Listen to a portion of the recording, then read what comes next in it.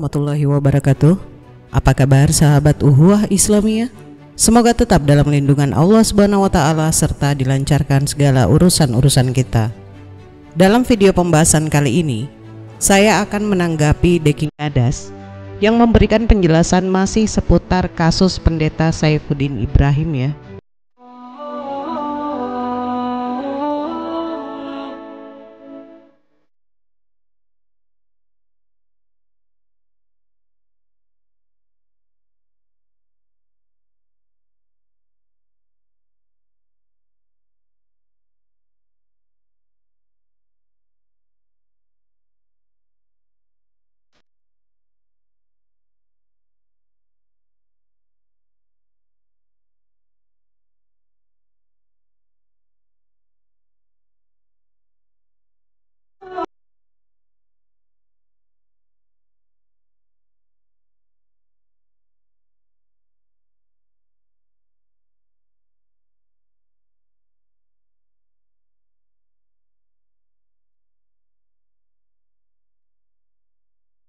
Dan tidak lupa pula saya ingin mengucapkan terima kasih yang sebanyak-banyaknya kepada yang telah mendukung channel Esa Raflesa, baik itu dukungan untuk kegiatan Esa di luar konten YouTube dan juga dukungan doa dari semuanya.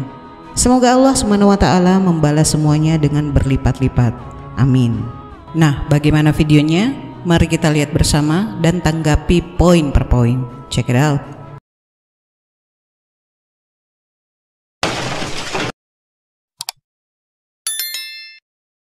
Konteksnya dulu, Saifuddin Ibrahim tidak sekadar tiba-tiba bilang 300 ayat itu harus tidak ada, bukan itu poin. Bukan itu poinnya. Tapi ayat-ayat apa, konteksnya apa, ayat-ayat yang bicara tentang apa, itu harus jelas dulu. Yang mendorong dia untuk mengemukakan opini yang demikian. Terlepas dari saudara setuju atau tidak setuju, terlepas dari saudara benar atau tidak benar, tapi saudara harus tempatkan itu secara akurat, secara jelas, secara representatif di dalam permintaan dari Saifuddin Ibrahim. Bahkan terakhir saya nonton videonya, sebenarnya tujuan dia bukan soal penghapusan ayat-ayat itu, bukan. Untuk apa kata dia? Tapi ayat-ayat itu yang mendorong polemikus muslim selama ini cerewet luar biasa siang malam tentang kekristenan, dan mereka tidak tersentuh oleh hukum. Tidak tersentuh oleh hukum adalah ada satu hal yang aneh. Satu hal yang aneh di dalam kontroversi ini sejauh ini. Tapi saya belum melihat satupun ulama kondang yang tampil ke hadapan publik memberikan penjelasan eksegetikal terhadap 300 ayat yang diduga oleh Saifuddin Ibrahim mengandung nuansa kekerasan, perintah membunuh kafir, mengkafir-kafirkan orang, dan bahkan ada ayat Quran yang dikutip oleh Saifuddin Ibrahim yang menyebut orang-orang Kristen dan Yahudi sebagai the worst of creatures. Setelah melihat kurang lebihnya penjelasan dari Om Deki, kita cukup senyumin saja. Kenapa saya berkata seperti itu? Anda mengaku seorang dosen dan juga apologet. Tetapi yang saya lihat di sini adalah penjelasan Anda terlihat ngawur dan jauh dari melihat secara objektif. Entah itu Anda sengaja atau tidak sengaja, yang nampak bahwa apa yang Anda paparkan jauh dari pemikiran seorang akademis yang objektif. Baik, mari kita ulas. Poin pertama, Om Deki mengatakan bahwa sebetulnya Pak Saifuddin meminta penghapusan 300 ayat dalam Al-Quran itu harus diketahui konteksnya apa, sehingga Pak Saifuddin mengeluarkan klaim seperti itu. Sekarang begini Om, yang minta 300 ayat Al-Quran dihapuskan itu kan pernyataan Saifuddin. Klaim dari dia pun sebetulnya tidak jelas. Lalu Om Deki menuntut kami atau umat Islam memaparkannya. Gitu ya Om? Pertanyaannya, ayat yang mana Om? Ayat apa saja? Coba sebutkan ke 300 ayat tersebut. Ini kok malah nyuruh umat Islam paparkan ayat-ayat tersebut? Kan aneh. Justru klaim dari Saifuddin itu yang belum jelas, ditambah pernyataan Om Deki tentang hal ini, menambah kelucuan kalian sebagai apologet Kristen. Sama halnya kalau saya katakan, Om Deki, tolong rumahnya Om diambrukin, soalnya ada 400 kekurangan di bangunannya. Jelas Om Deki pasti balik nanya, 400 kekurangan itu yang mana saja Esa? Kemudian Esa jawab lagi, pokoknya ambrukin aja Om. Ngambang gak? Ngambang nggak? Ngambang lah, masa enggak? Harusnya jika Anda mengaku sebagai apologet, paham dengan hal tersebut. Sekarang Anda mempertanyakan dan menuntut. Kok belum ada ulama kondang yang menanggapi dan menjelaskan tentang ke-300 ayat ini biar kami paham? Buat apa? Ulama itu memberikan edukasi, mempertebal akidah umat Islam. Tugas mereka itu berdakwah atau ceramah, dan jelas wadahnya atau tempatnya yang dihadiri oleh jemaah Islam. Dan yang terpenting, para ulama menjelaskan atau mengajari tentang ayat Al-Quran. Harusnya jika seorang apologet tahu wadahnya, tahu porsinya. Sama halnya jika saya meminta berdialog dengan Paus Paulus, kan bukan porsinya. Lagian Anda itu siapa? Ini loh, porsi Anda bukan ulama. Sangat banyak apologet Islam yang bisa hadapin Anda dalam berdialog. Yang penting kalau diajakin dialog real oleh suatu lembaga yang berkompeten di bidang ini, jangan kebanyakan alasan lagi, Om. Hak saya maju ke hadapan publik memberikan the defense of faith. Kalau iman saya itu dioceh. Nah sekarang, jadi setiap kali kalian ngoceh, oh misalnya kayak nama Roh Kudus bersetubuh dengan Maria. Misalnya Nandar, Yesus menikah. Misalnya Yahya Waloni, Alkitab palsu. Misalnya Menakem Ali, muncul terus bikin sesi live ini, sesi live itu, bahas tentang Yesaya pasal 29, kemudian bahas tentang Abraham dan lain sebagainya. Setiap kali kalian muncul, kami tampil. Memberikan pembelaan, memberikan penjelasan. Nah sekarang pertanyaan saya adalah begini. Di mana Abdul Somad? Di mana Yahya Waloni? Di mana Menakem Ali? Di mana Kainama, di mana Irena Handono, di mana Nandar dan seterusnya, daftarnya sangat amat panjang. Yang selama ini cerewet dengan berbagai macam klaim omong kosong tentang kekristenan, silakan tampil ke hadapan publik, berikan pencerahan, berikan edukasi, sertakan hadis-hadis sahih, sertakan tafsir-tafsir klasik, sertakan sirah untuk mengedukasi publik bahwa 300 ayat yang diduga oleh Saifuddin Ibrahim itu memang tidak mengajarkan kekerasan sama sekali. Saya pun bisa balikin pernyataan Anda. Selama ini, jika apologet Kristen mengklaim tentang ayat Al-Quran, memelintir hadis, dan tuduhan-tuduhan lainnya, itu kan dibantah oleh apologet Islam di publik juga. Terus Anda mengatakan suruh tampil tuh Ustadz Kainama, Ustadz Menahem Ali, dan lain-lain. Mana tuh semua? Kan udah tampil, Om. Bahkan mereka berani berdialog real dalam satu meja. Tidak seperti Anda yang ditantang tapi kebanyakan alasan ini dan itu. Ini tetap saya ikuti dari berita yang beredar. Apakah Anda sudah buta dan tuli karena saking semangatnya membela Saifuddin? Mari kita lihat ulang perkataan si Deki ini. Check it out. Jadi ini tugas saya sebagai seorang Kristen. Dan itu hak saya, dan hak itu harus dilindungi. Jadi jangan membuat ini menjadi aneh. Nah, kenapa itu aneh bagi saya? Karena begini, selama ini Muslim mengklaim, oh Muhammad itu ada di Yesaya 42, ada di dalam Kidung Agung pasal 5 ayat 16, ada di dalam Ulangan pasal 18 ayat 18 sampai dengan ayat 20, ada di dalam Yohanes 14 sampai dengan Yohanes pasal 14 sampai dengan pasal 16. Kami, para teolog, para hamba Tuhan, para apologet. Nah, dari video dan perkataan Anda sendiri sangat terlihat jelas perbedaan apologet Kristen dan apologet Islam. Anda sendiri yang menyebutkan ayat-ayat dalam Bible yang dibawa dan diklaim oleh apologet Islam tentang nubuatan Nabi Muhammad dalam Bible. Paham gak Om maksud saya? Maksudnya gini, apologet Islam membawa data ayat, histori, empiris, dan lain-lain untuk klaimnya. Berbeda dengan Saifuddin yang tidak menyebutkan ayat-ayat mana saja yang 300 itu alias tidak by data. Kan lucu Anda itu. Ini namanya logikal falasi. Sekarang begini deh, saya Eza Rafleisa menantang Anda selama 1 minggu sejak konten ini saya terbitkan, tampilkan 300 ayat yang diklaim oleh Saifuddin Ibrahim. Eza akan jawab 300 ayat tersebut. Hitung-hitung gua kagak usah ribet-ribet nyari topik. Pembahasan 300 ayat lumayan untuk dibuat konten. Saya tunggu seperti kerasnya cara bicara Anda itu. Dan kalau Anda mau dialog secara real dalam satu meja untuk mempertanyakan 300 ayat tersebut, sangat boleh. Tapi Anda juga harus siap dengan 30 pertanyaan dari apologet Muslim. Akan kami sediakan. Gak usah 300, cukup 30 saja. Siapa tahu Anda mau mewakili Saifuddin Ibrahim untuk menyebutkan 300 ayat tersebut. Tapi saya yakin dengan opini yang beredar bahwa Anda tidak mempunyai kapasitas yang memadai untuk berdialog secara offline dalam satu meja. Sebagai seorang apologet, kita jangan langsung mengklaim diri kita ini yang paling benar. Om Deki mengatakan bahwa data-data tentang itu sudah tersimpan dalam komputernya. Om, masalah nyimpen data segede bagong pun gak ada artinya jika pemahaman tidak objektif dalam mengkaji atau memahami suatu sudut pandang. Itu dulu yang Anda pelajari. Tidak perlu Anda tantang Ustadz Abdul Somad deh. Karena berapa kali saya katakan bahwa UAS mengajarkan isi Al-Quran. Masalah penyaliban, trinitas, dan lain-lain itu ada dalam Al-Quran. Jadi tidak salah ketika UAS dan para ustadz-ustadz lainnya mengajarkan hal tersebut. Kalau soal pernyataan UAS mengenai rusaknya Kristen saat Konsili Nisea, ini sudah saya bahas kemarin ya. Kalau saya katakan sebelum konsili-konsili itu diadakan atau sesudahnya, Kristen memang telah rusak. Rusak dalam artian pondasi dasar mereka, yakni ketuhanan Yesus ini, masih menjadi polemik, padahal itu dasar utama. Nah, Pak Saifuddin meminta 300 ayat Al-Quran dihapuskan hanya dengan klaim omong kosongnya. Anda mengklaim barang orang lain jelek dan barang itu adalah milik orang banyak. Al-Quran bukan cuma milik Pak Mahfud MD, Ustadz Abdul Somad, tapi Al-Quran adalah milik semua umat Islam.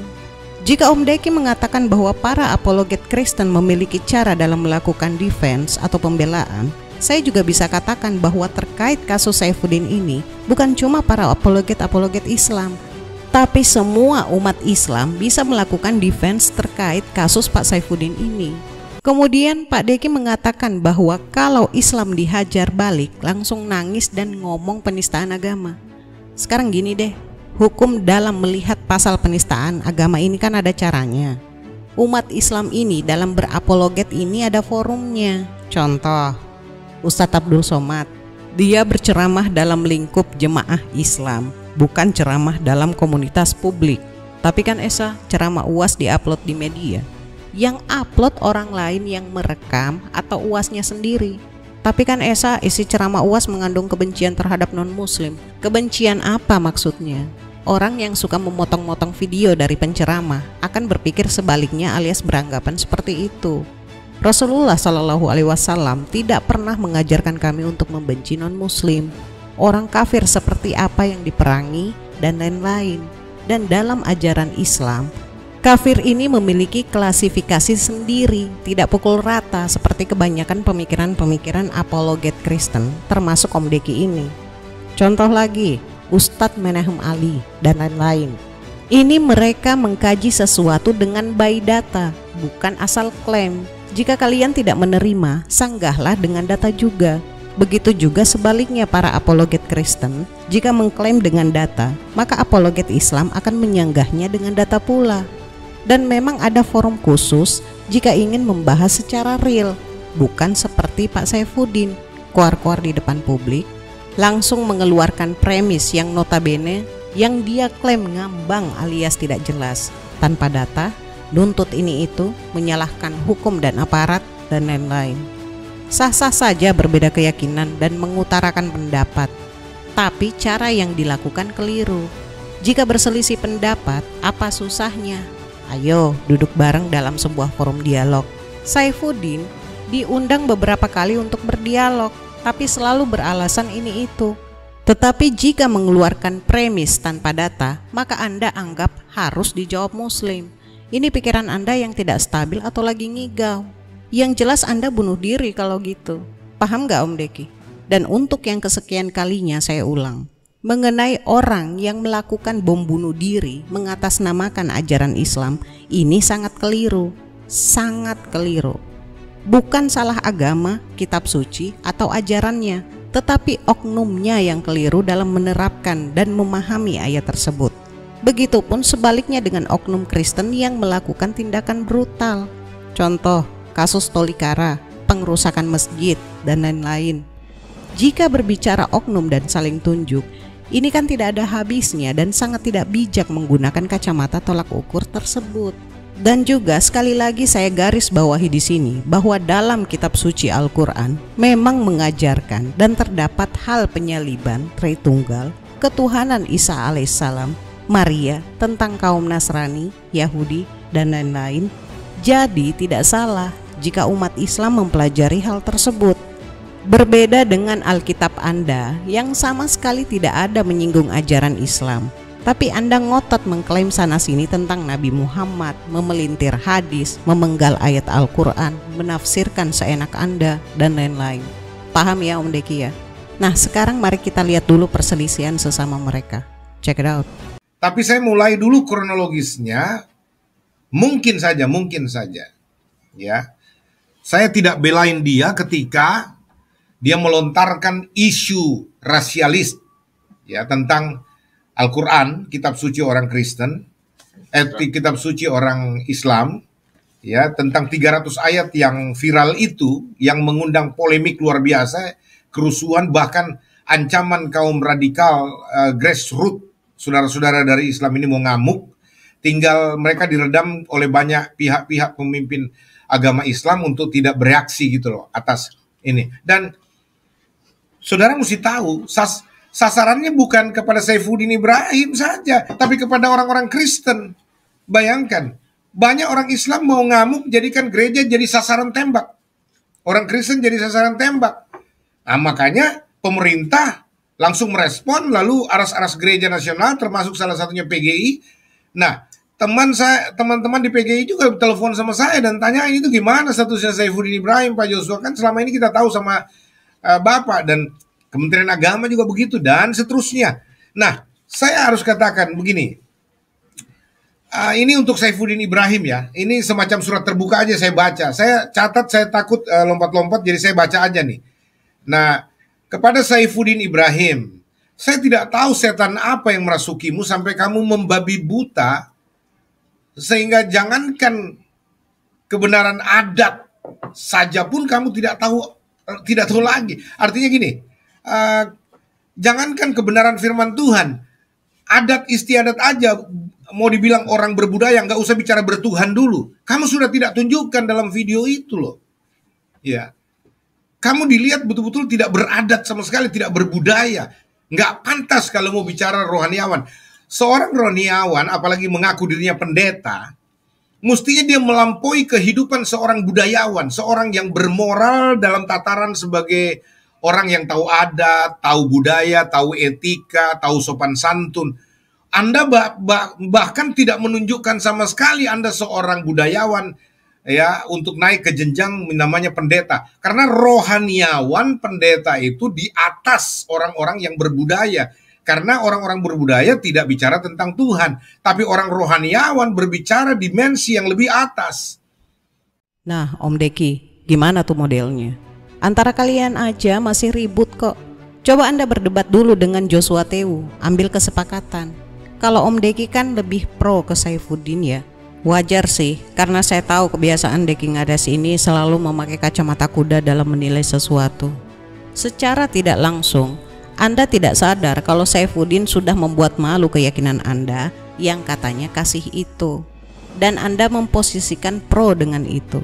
Dan pentolan GBI pun secara mutlak berseberangan dengan posisi Anda yang dengan dalih apapun membela Saifuddin. Nah, jadi kalau Om Deki niatnya memang mencari kebenaran dalam kasus ini, maka carilah orang dan belajarlah kepada ahlinya. Jangan lupa minta dulu 300 ayat itu sama Saifuddin, ayat mana saja. Jangan ikut-ikutan jauh dari kewarasan. Tapi kalau mau sekedar pancos seperti Saifuddin, maka Anda akan berdalih mempertahankan klaim yang ngambang alias tidak masuk akal tersebut. Kalau memang Saifuddin merasa diri benar, go ahead, jangan kabur, balik ke Indonesia dan hadapi. Katanya tidak takut dalam menyampaikan kebenaran, tapi kok Om Dok doang? Rekaman khusus yang baik untuk menanggapi komentar dari Profesor Mahfud ya, terkait dengan 300 ayat yang diminta oleh Saifuddin Ibrahim, termasuk juga terkait dengan hukum penodaan agama. Tapi komentar awal saya itu begini. Apakah di dalam bangsa ini kita masih punya kamus yang di dalamnya ada kata konsisten? Karena kalau definisi dari Pak Mahfud itu digunakan secara konsisten, maka berapa banyak orang, berapa ribu orang dari pihak kalian yang secara berjubel-jubel dan berjamaah memenuhi penjara. Apalagi kata Pak Mahfud, itu hukumannya tidak main-main loh, 5 tahun penjara loh itu. Jadi pertanyaan saya, apakah kita masih punya kata konsisten? Atau instrumen hukum itu hanya diberlakukan untuk umat minoritas?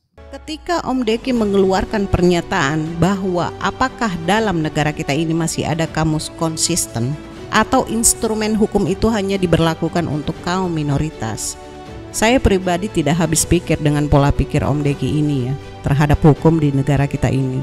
Tapi coba kita kasih pertanyaan tes ini. Jika di dalam Al-Quran disebutkan bahwa Nabi Isa alaihissalam itu tidak dibunuh dan tidak disalibkan, apakah ini termasuk dalam penistaan agama menurut Kristen? Dari pemaparannya Om Deki lewat videonya, kita sudah bisa mendapatkan kesimpulan jawabannya, yaitu ya, termasuk penistaan agama. Dan jika Om Deki menjawab ya, dan itu termasuk dalam penistaan agama, berarti di jidat Deki tidak ada kata atau tidak memahami kata toleransi. Karena toleransi adalah apa Om Deki? Toleransi adalah menghargai perbedaan. Dan apabila si Deki menjawab bukan penistaan, maka seluruh argumen tuduhan penistaan oleh ulama tidak akan berlaku. Karena apa yang dikatakan ulama adalah berlandaskan literatur internal Islam dan diperkuat literatur eksternal. Maju kena, mundur kena kan. Memahami Bible itu mudah bukan? Saya rasa cukup ya. Dan nasihat untuk kali ini adalah, tahu nggak BMG, Badan Meteorologi dan Geofisika, akan berubah nama menjadi OMG setelah mengetahui kebodohan kafir. Saya akhiri pembahasan kali ini, semoga ada hikmah dan pembelajaran yang bisa kita petik. Kurang lebihnya mohon dimaafkan. Akhir kata, Maha benar Allah dengan segala firman-Nya. Allahumma salli ala Sayyidina Muhammad. Wassalamualaikum warahmatullahi wabarakatuh.